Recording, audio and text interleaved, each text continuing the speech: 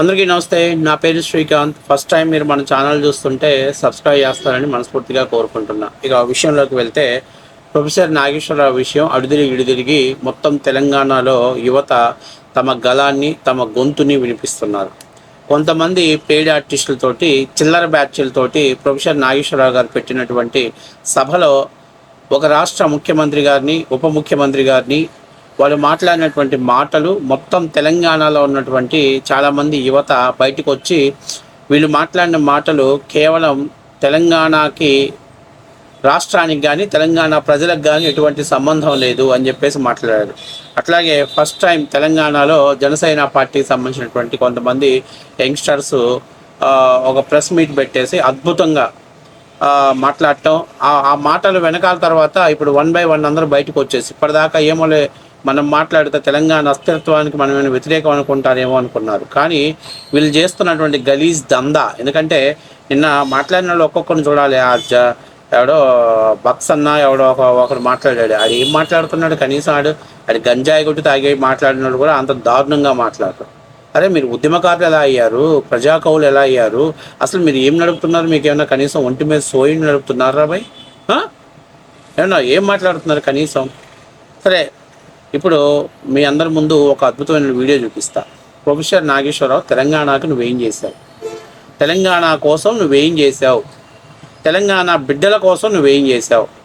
నీ ఆస్తులు సంపాదించుకున్నావే తప్పనిచ్చి ఎక్కడన్నా తెలంగాణ ప్రజలకు, తెలంగాణ ఉద్యమానికి లేదా తెలంగాణ అభివృద్ధి కోసం నువ్వేం పాటుపడ్డావు చెప్పు అని చెప్పేసి సూటిగా, స్ప్రైట్ మనోళ్ళు చెప్తారుగా, సుత్తి లేకుండా మాట్లాడినట్టు సూటిగా సుత్తి లేకుండా మనోడు మన ప్రొఫెసర్ నాగేశ్వరరావుని గట్టిగా ప్రశ్నించాడు. ఒకసారి ఆ వీడియో చూసిన తర్వాత ఆ వీడియోకి మనం మళ్ళీ దాన్ని పూర్తి స్థాయి విశ్లేషణ చేద్దాం. సో వీడియో చూసే ముందు మీరందరూ కూడా మన ఛానల్ని సబ్స్క్రైబ్ చేస్తారని మనస్ఫూర్తిగా కోరుకుంటున్నాం. చట్టం మీద గౌరవం ఉంది జనసేన పార్టీ నాయకులకి, కార్యకర్తలకి. మాకు గౌరవం ఉంది కాబట్టి ఆ రోజు ప్రొఫెసర్ నాగేశ్వర గారు మాట్లాడినా మేమేం చేసినాం? పోలీస్ స్టేషన్లోకి వెళ్ళి కేసులు పెట్టినాం. మేమేం చేసినాం? సార్ మీరు ఉపసంహరించుకోండి అని మేము ప్రశ్నించినాం. మీరేం చేశారు? పవన్ కళ్యాణ్ గారిని డిరాగేటరీ కామెంట్ చేసుకుంటూ, వ్యక్తిగతంగా కామెంట్లు చేసుకుంటూ ఈరోజు మీరు తొక్కుతా, పండబెడతా, తెలంగాణలో జరగనివ్వరు, తెలంగాణ రాజ్యాంగం కింద రాదా? రాజ్యాంగం కింద రాదా? కొత్త బిచ్చగాడు పొద్దుడు అన్నట్టు ఎవరు దొరుకుతురా తెలంగాణ మీద ఏదైనా సమస్య తీసుకొస్తే దాన్ని తీసుకొచ్చి తెలంగాణ రంగు పులిమి దాన్ని సమస్య చేసి మన దందాలు ఎట్లా చేసుకోవాలా, చందాలు ఎట్లా వసూలు చేసుకోవాలా అని తెలంగాణ పరువు తీస్తున్న మీ బ్యాచ్, మీరు లెఫ్టిస్టులు కాదు, సూడో ఇంటెలెక్చువల్స్, కులానా మేధావులు. అంటే మీకు నచ్చింది మాట్లాడుతూ మీ మేధావితరం. మీరేమైనా తప్పు చేస్తే అడిగితే తెలంగాణ వద్ద అడ్డు వస్తుంది. నాగేశ్వర్ గారిని కూడా అడుగుతా ఉన్నా, ఎన్ని రోజులు మాటలు మారుస్తారని మీరేమన్నా సమాజానికి ఏం పని చేశారు చెప్పండి?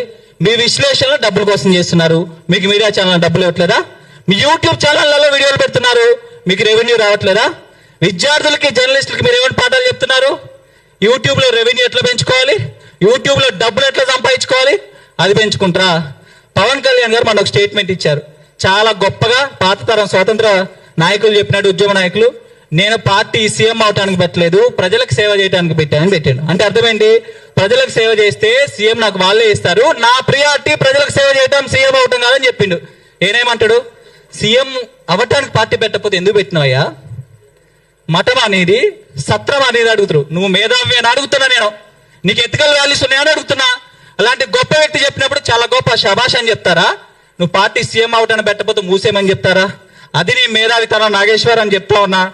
ఇక పృథ్వీ గారు లేకపోతే తులసి చంద్ గారు వీళ్ళ గురించి మాట్లాడాల్సిన అవసరంలా, వాళ్ళే చెప్పుకున్నారు మేము లెఫ్టిస్టులు. లెఫ్టిజం కానీ వాళ్ళు కొంచెం డిఫైన్ చేయాలి. కొంచెం నాకు తెలీదు వాళ్ళు ఏ విధంగా లెఫ్టిస్టులు అయ్యారు. సరే, అది లెఫ్టిస్ట్ వేరే సబ్జెక్టు. నేను వాళ్ళని అడుగుతా ఉన్నా, అంటే పవన్ కళ్యాణ్ గారు హిందూ ధర్మం మీద, సనాతన ధర్మం మీద, జాతీయవాదం మీద మాట్లాడుతున్నారనే ఒక కక్షతోనే వీళ్ళంతా నేను పవన్ కళ్యాణ్ మీద ప్రెస్ మీట్ పెట్టారు తప్ప, లేకపోతే రౌండ్ టేబుల్ సమావేశం పెట్టారు తప్ప ఇంకొకటి ఏదీ లేదు. ఒకరు గుర్తుంచుకోండి, ఇన్ని రోజులు మీ ఆటలు నచ్చుంటుంది తెలంగాణలో, కానీ మా దగ్గర మీ ఆటలు నడవు. మేము తెలంగాణ బిడ్డలే. నేను అదే ఉస్మానియా యూనివర్సిటీలో చదువుకున్నా. అదే యూనివర్సిటీలో ఎవరైతే professor mass communication journalism professor అదే మాస్ కమ్యూనికేషన్ జర్నలిజంలో నేను స్టూడెంట్గా చదువుకున్నా. మీరు చెప్పింది అనడానికి ఇంకోటి ఏంటంటే, తెలంగాణ ప్రజలను మీ పేటెంట్ రైట్స్ ఇచ్చారా? మీరు తెలంగాణ గురించి ఏదైనా మాట్లాడొచ్చని మీకెవరు రైట్స్ ఇచ్చింది తెలంగాణ గురించి మాట్లాడటానికి? మీరే తెలంగాణ గురించి మాట్లాడటం, నేను తెలంగాణ మాట్లాడటానికి. మీకు దమ్ముంటే చర్చకు రండి. మీ మేధావితనం చందాలకు దండాలు ఉపయోగించుకోండి. కానీ మా నాయకుడు పవన్ కళ్యాణ్ గారి మీద, ప్రజల కోసం సేవ చేయడానికి వచ్చిన పవన్ కళ్యాణ్ గారి మీద, మాలాంటి నాకు ఎమ్మెల్యే సీట్ ఇచ్చింది పవన్ కళ్యాణ్ గారు, ఒక తెలంగాణ ఏదైతే విద్యార్థి నాయకుడు నాకు. మా అన్న సంపదకు సీట్ ఇచ్చింది, ఎమ్మెల్యే సీటు. ఇప్పి సీట్లు నువ్వు సపోర్ట్ చేస్తున్న ఇప్పి, విద్యార్థి నాయకులకి ఇప్పి, బీసీలకు ఇప్పి, ఎస్సీ ఎస్టీలకి రాజకీయ పదవులు ఇప్పి. ఒక మూడో ప్రత్యామ్నాయం తెలుగు రాష్ట్రాలు వచ్చింది ఒక పవన్ కళ్యాణ్ గారి. బీసీ ఎస్టీ మైనార్టీల కోసం కొట్లాడి రాజ్యాధికారంగా తీసుకెళ్తున్న ఒక పవన్ కళ్యాణ్ గారు తెలుగు రాష్ట్రాలు. అలాంటి వ్యక్తి మీద కుట్రలు చేస్తే తెలుగు రాష్ట్రాల్లో ఎవరిని ఉపేక్షించలేదు. ఎవరైనా మాకు ఒకటే సమానం. ఈ సందర్భంగా తెలియజేస్తూ ఇంకొకసారి అలా కుట్రలు చేస్తే తెలంగాణ జనసేన పార్టీ సాధించదని తెలియజేసుకుంటూ మరొకసారి మీడియా మిత్రులకు ధన్యవాదాలు తెలియజేస్తున్నారు. సో చూశారు కదా ఏమడుగుతున్నాడు ప్రొఫెసర్ నాగేశ్వరరావు, నువ్వు తెలంగాణ కోసం ఏం చేసావు? రాజకీయ విశ్లేషణ చేసావు, ఊరికి చేసావా? ఛానల్స్కి వెళ్తున్నావు, ఛానల్స్ వాళ్ళు డబ్బులు ఇస్తున్నారు, డబ్బులు తీసుకొని నువ్వు రాజకీయ విశ్లేషణ చేస్తున్నావు. కొన్ని పార్టీలకి డబ్బులు తీసుకొని వాళ్ళకి ఫేవర్గా రాజకీయ విశ్లేషణ చేస్తున్నావు. దీనికుండా తెలంగాణ ప్రజలకు ఏమన్నా ఒరిగిందా? నీకుండా తెలంగాణ ప్రజలను అడ్డం పెట్టుకొని నువ్వు డబ్బులు సంపాదించుకున్నావు. పోనీ నువ్వు వీడియోలు చేసి యూట్యూబ్లో పెడుతున్నావు, యూట్యూబ్ నుంచి రెవెన్యూ వస్తుంది. పోనీ తెలంగాణ ప్రజలకు ఏమన్నా ఒరిగిందా? తెలంగాణ ప్రజలకు ఏమన్నా నువ్వు ఉపయోగపడే విధంగా ఏమన్నా చేసావా? తర్వాత ఇంకొకటి, జర్నలిజం దానికి సంబంధించినటువంటి క్లాసులు నిర్వహిస్తున్నావు, ఫ్రీగా నిర్వహిస్తున్నావా? ఉచితంగా ఏమైనా చెప్తున్నావా? డబ్బులు తీసుకుంటున్నావు, విద్యార్థుల దగ్గర నుంచి ఫీజులు తీసుకుంటున్నావు. సో నేను అడిగేది ఏంటంటే, అసలు తెలంగాణ కోసం నువ్వేం చేసావు? తెలంగాణ ప్రజల కోసం నువ్వేం చేసావు? నేను ఎవడో మాట్లాడుతున్నాడు ఆ క్రాంతి గారని, వాడికి నిజంగానే గుడుంబా దాగి ప్రెస్ మీట్కి వచ్చి ఉంటాడు. వాడు మాట్లాడుతున్నాడు ఏంటి, పవన్ కళ్యాణ్ గారు మీరు ఏంటి నాగేశ్వరరావు గారు చెప్పులు మోసే స్థాయి కూడా మీది కాదు. కరెక్టేనయ్యా, ఆయనకి చెప్పులు మోసే స్థాయి అయింది కాదు, మేము కూడా ఒప్పుకుంటున్నాం. నీకు ఆ స్థాయి ఉంది కదా, నువ్వు మోసుకో. ఎవడొద్దన్నాడు? నెత్తిని పెట్టుకోవయ్యా చెప్పులు, నేను ఎవడొద్దన్నాడు? అరే ఏందిరా ఈ ఫాల్తుగాడి మాటలు? తెలంగాణ ప్రజలు ఇలా ముక్కు మీద వేలేసుకొని చూస్తున్నారు. ఎవడికి ప్రొఫెసర్ నాగేశ్వరరావు ఏం పీకాడని, తెలంగాణ ప్రజల కోసం ఏం చేశాడని ఇంతలా ఆరాటం పడుతున్నారు, ఇంతలాగా ప్రెస్ మీట్లు పెట్టి ఆయన గురించి ఖండిస్తున్నారు. ఆయనకి ఏదో ఎవడో హైలీ ఇన్ఫర్మేషన్ వచ్చింది, పలానా ఇన్ఫర్మేషన్ బేస్ చేసుకొని నేను అని చెప్పి ఒక పార్టీ మీద తప్పుడు ఎలిగేషన్ చేశాడు. దానికి రియాక్ట్ అయ్యారు, దాని మీద స్పందించారు, దాని మీద పూర్తి స్థాయిలో వివరణ ఇమ్మని ఆ పార్టీ వాళ్ళు అడిగారు. అడిగినామంటే నేను శసపిషాలు లేకుండా బేషరత్తుగా నేను ఉపసంహరించుకున్నాను. మరి ఎందుకు ఉపసంహరించుకుంటున్నాను? నేను ఉపసంహరించుకోవట్లేదు, నాకు ఇలా ఇన్ఫర్మేషన్ వచ్చింది, అది నీకు అవసరమైతే న్యాయస్థానంలో చెప్తాను అని మాట్లాడాలి కదా. మరి ఎందుకు ఆ మాటలు మాట్లాడాడు? ఆ సచ్చు మాటలు ఎందుకు మాట్లాడాడు? తర్వాత 3 రోజుల తర్వాత మీలాంటి గొట్టంగాలతో ఒక స్క్రిప్ట్ పెట్టేసి తెలంగాణ అస్థిరత్వ పోరాటం అని చెప్పేసి మీలాంటి వాళ్ళు తీసుకొచ్చి అక్కడ కూర్చోబెట్టేసి మీరు మాట్లాడిన మాటలేందరా? పాల్తుగలరా? మీరు ఏమన్నా తెలంగాణ ప్రజలకు 10 పైసలు ఉపయోగపడే మాటలు మాట్లాడారా? తెలంగాణ ప్రజలకు కానీ తెలంగాణ ప్రజలు ఈరోజు తెలంగాణ ప్రజలు మామూలుగా ఏమంటారంటే, తెలంగాణ ప్రజలు చాలా ఆప్యాయత అనురాగాలు ఉంటాయి. మధ్య చాలా సినిమాల్లో కూడా చూసాం, మాకు తెలంగాణ వాళ్ళ మర్యాద ఒక్కటే సరిపోదు, మటన్ కూడా కావాలి అంటే. తెలంగాణలో అంత బంధువులు ఇంటికి వస్తే అంత గౌరవం ఇస్తారు.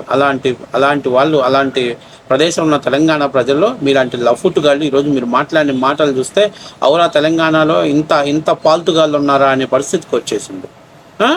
ఒక్కొక్కడు ఒక్కొక్క స్టేట్మెంట్. వాళ్ళు ఎవరు కూడా ఈ సమస్య మీద మాట్లాడటానికి రాలే. పవన్ కళ్యాణ్ని, చంద్రబాబు నాయుడిని, లోకేష్ని టార్గెట్ చేయడం కోసం వచ్చి మాట్లాడాడు. వీడు ఈ క్రాంతి గాన్ని ఇంకా ఎక్కువ రోజులు ఉంచితే వాడికి నాకు తెలిసి కొన్ని రోజుల తర్వాత మెంటల్ హాస్పిటల్కి వెళ్ళే పరిస్థితి ఉంది. రేవంత్ నాయుడు అంట. అంటే ఇలాంటి మాటలు మాట్లాడడానికి సిగ్గని అనిపించాలి మీకు కొంచెమైనా. మీరు ఇప్పుడు ఈ కుర్రాడు అడుగుతున్నాడు, ఏం చేసావు తెలంగాణ కోసం ప్రొఫెసర్ నాగేశ్వరరావు? నువ్వు చెప్పు. తెలంగాణ ఉద్యమం ఉవ్వెత్తు నెగిసిపడుతున్నప్పుడు కూడా ప్రొఫెసర్ నాగేశ్వరరావు తెలంగాణకు మద్దతు ఏం మాట్లాడా. ఆయన కూడా నొక్కి ఒక్క నుంచి ఆంధ్ర వాళ్ళకి అనుకూలంగానే ఆయన మాట్లాడాడు. కావాలంటే ఆ పాత వీడియోలు చూసుకోండి.